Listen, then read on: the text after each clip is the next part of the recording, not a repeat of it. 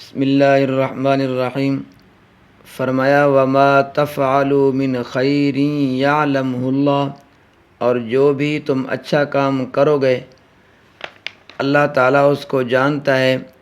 سب کچھ اللہ تعالیٰ کے علم میں ہے، نیکیاں بھی اور بدیاں بھی، یعنی نیکیاں بھی اور برائیاں بھی، ارادے بھی۔ اور بخاری شریف کی روایت میں آتا ہے کہ یمن کے کچھ حاجی گھر سے حج کے لیے چلتے تھے مگر سفر خرچ ساتھ نہیں لے جاتے تھے، اور وہ کیا کہتے تھے؟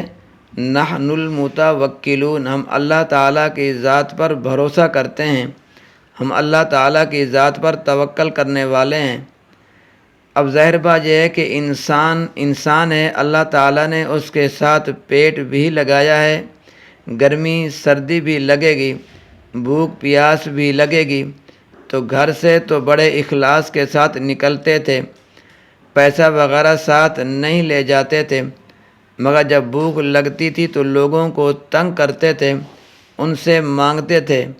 تو رب تعالیٰ فرماتے ہیں وَتَزَوَّدُوا، اور جب تم حج کے لیے گھر سے جاؤ سفر خرچ لے کر جاؤ، فرمایا فَإِنَّ خَيْرَ الزَّادِ التَّقْوَىٰ، پس بے شک بہترین سفر خرچ یہ ہے کہ لوگوں سے سوال کرنے سے بچو۔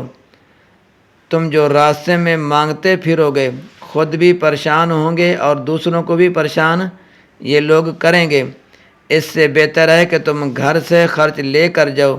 یہ کوئی نیکی نہیں ہے کہ گھر سے تو خالی ہاتھ چل پڑو اور راستے میں لوگوں کو تنگ کرو۔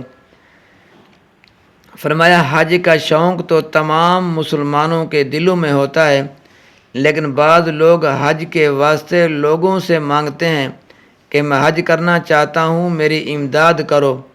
تو اس سلسلے میں پہلی بات تو یہ ہے کہ جب رب نے تجھے پیسے نہیں دیے، جب رب نے تجھے توفیق نہیں دی، جب اللہ نے تجھے استعداد نہیں دی، جب اللہ تبارک و تعالیٰ نے تیرے اوپر حج لازم نہیں ہے، تو نہ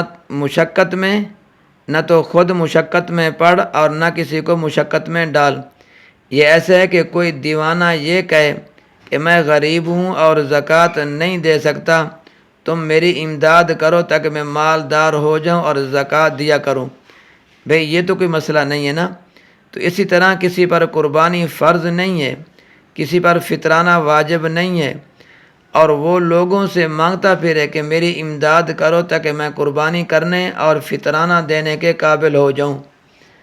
بھئی یہ بھی کوئی مسئلہ نہیں ہے۔